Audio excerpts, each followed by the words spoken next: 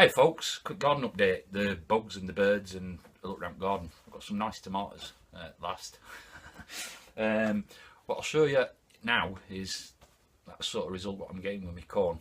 This one's a little bit better. I've had some that weren't quite all pollinated to end, but I were only losing an inch so at end.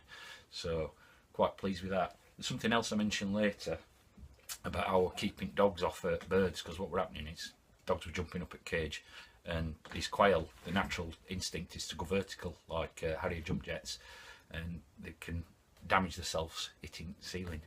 Now if you've got higher ceilings, it gives them more trajectory and more, you know, lift, which naturally can do more damage rather than just a short stop, rather than a long fast stop. And what I did was just lost the wire off it. This is what's left of one of those tennis bats that you use for fly squatters, and I put 2 wires on it and connected a strip across front of the bird cage. Now dogs jumped up. Now they undid it 3 times after that. It's cured them. They don't want to eat birds anymore. And what I did was tape it so that it were live, and it gives them a bit of a shock, which is not nice, but I couldn't risk losing birds through the dogs basically. So that's that on that one. But this would work as for slugs on the raised beds. And we're even thinking that I could, because this is only runs off 3 volts. It's 2 1.5 batteries, and I could rig that up to solar, and it'd be live then round actual perimeters at beds, and it'll probably, well, would stop the slugs. So, but I didn't want to make it a long one. But there's a couple of other things I want to mention with these beds. This year it's first year with these beds for me, and I'm going to deep mulch, and because I've got the mealworms and the birds, obviously I've got a good source of fertilizer. And there is a product on market called Charge, which is mealworm frass, which I can now produce my own. What I've got to do today, I've got a few things. It's raining outside. I did have a quick tour around the garden this morning. We'll cut bottoms out of these and double mesh them. The reason that the frass goes through, hopefully, more frass and less of the media, the rolled oats or whatever I'm using for media. But anyway, I'm sorry it's a long one. Thanks for all new subscribers, and guys, comments and everything are always welcome. Like, share if you like, and it's nice to be nice. So guys, I thought I'd just get a quick look at this apple tree again now that it's trained. This is a couple of weeks after, obviously, but apples have come on leaps and bounds, so I'm really pleased with that this year. Although there's not hundreds of apples on it, but it's the best year it's had, and hopefully that'll get better. I'll get a quick look at other stuff on the back. Some seed here for you, Jay, later. You're watching, mate. A little bit scabby and eaten, but then again we've just had a couple of big storms. That surprised me this year, coming out that colour. As usually all this colour. Lovely, apart from they grow like weeds. So my biggest tomato ever, the Yellow Melamine. These tomatoes did alright behind here. There's some big beef here, and the others behind garage were really bad, just due to the fact we had that blight. I mean, these aren't looking super. Look now, we just had so much rain, such a damp year. Down here's absolutely gone nuts. There's some Lola Rosa which I'm saving for seed. La la Lola Rosa, la la la la Rosa.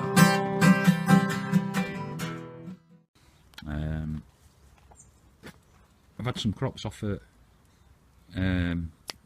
Cherokee Trail of Tears, so thanks Jay for that. I'll be saving some more seeds off of this year. This Inca Gurkha has gone nuts, and it's actually getting some on now. I can find them again, very difficult to spot. There's one. There's quite a few on it. Yes. They don't get much bigger than that, I don't think. The monastery beans are about done. They're still producing some, but not a lot. So again, I'm saving some seeds off that this year again. If I'll send you some Dale. A lot of stuff's going off now. It's been crazy dry then crazy wet. Even this bed's cracked up. But I'm going for deep mulch. I'll explain a little bit more of that. Cucumbers. The potatoes in the top of here, they didn't get the blight. There are cucumbers on here, and I've got some other cucumbers. If you can hear something that sounds like a strangled elephant, that's my boy. He's learning to play the saxophone. It's jamming partner. These are the Jerusalem artichokes, which I'll have a bed specifically for them next year. And eggplants, just doing nothing, rubbish. Loads of flowers, not an eggplant. Kohlrabi again. These are the curry or Hokkaido squash. I've got some squash set on them. Or pumpkins. Gone nuts. Still nothing on these broccoli hybrids. I've got a few pumpkins coming. I've got another plant over there. Capsicums. I've been eating these.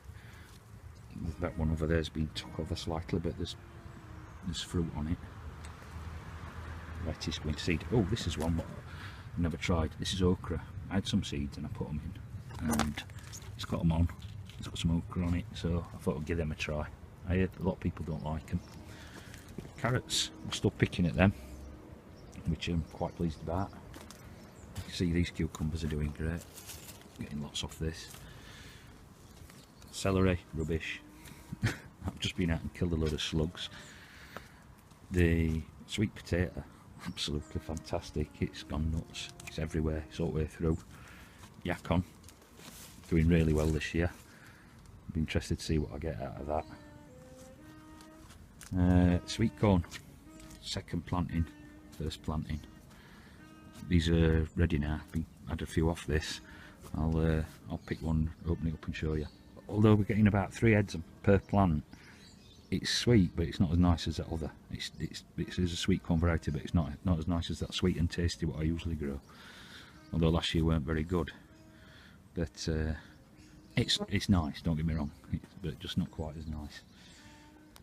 Got a lot of tidying up to do. Been really busy. I'll show you these tomatoes behind here. Rubbish. Absolutely. Had a couple off, 2 or 3, not much more. Got some more right there, but they just got that blight and buggered them up. The peppers and chilies from Dale, getting some on. That's picked up now, and hopefully we'll get some ripe ones. I've had a couple off that weren't ripe. Oh, these are ripening up. I've had some green ones off it, which are nice. This bed's just gone to seed again. I like a lot of stuff got seed in this. These are just radish seeds, and this is sunberry, and these are nice. Kids like these. I quite like these. You've got to get them when they're absolutely ripe like this, but they're just nice. Kids go around and pick them up. Oh, one of my friends there. 2 of my friends. Ex-friend. But yeah, this bed's gone bonkers again. And that's about it. I'll get a look at the birds and the bugs. These guys should be laying eggs pretty soon. Next couple of weeks, depending on what we've got, males or females, or how many of each. But they're amazing little birds. Love them, think they're great.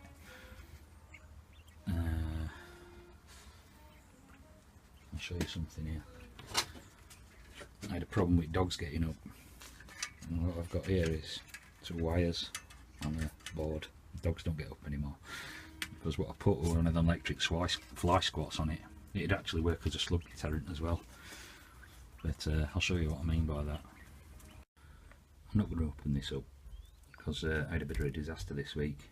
Come home and light had gone off and lost 3 chicks, which were little ones, Chinese ones, which are over there. So I've got 3 of them now, and 5 Japanese quail, and one's got splayed legs, and I've just put some braces on his legs. Hopefully, I've tried 3 times and he keeps pulling them off, so this time I hope it works and straightens his legs out.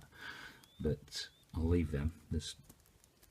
He's not very happy about it, but if we can get his legs straight, he'll be able to walk. And I had a problem, set light bulb went and lost 3, and I also had a problem with humidity in incubator, so we're a crap hatch, and totally my fault. Probe I had in had a humidity reader on it, but it didn't read on the probe unit temperature on probe red, so it was reading humidity in this room, which humidity in this room is quite high due to the fact that it's a cellar and it's not exactly watertight old house. So anyway, I've learnt a lesson. But good news with bugs, you can see in there, I've actually got some beetles that have formed their hiding. These are actual cocoons, but I've got some beetles that are out. There's one there in the corner.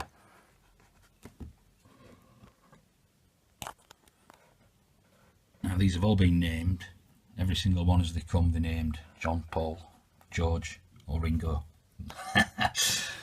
But other thing with this is there's a product on market which is the frass from these guys. Now I've got to work out how I can harvest frass from these as long as there's no beetles and eggs in it. This is be harder to do, so any frass that comes out of these eventually, or what's left, might have eggs or larvae in it, so I'm going to have to find a way of sterilising them. But birds love these, and as I say, I've got a second product which goes on garden apart from the bird poop. I've got the beetle frass, which is yeah, I can't remember what it is. It's 345 rating on, or 543 on nitrogen. It's got a scale of nitrogen, potassium and everything else. Yeah, there's another beetle under there. But yeah, so they're quite a success. Potentially each one of them can lay about 300 eggs, so upscaling it is not a problem.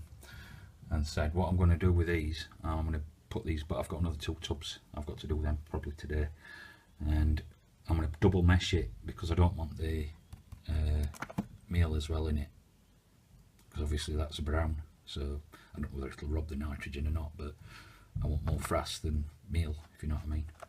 These have been fed on garden scraps, bits of tomato for moisture content, basically, carrots, anything else, tops off of veg what we're using out at garden, so as well as the meal obviously.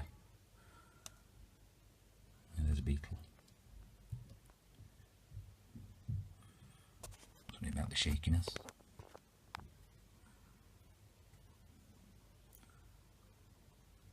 He's the best drummer in the world. He's not even the best drummer in the band.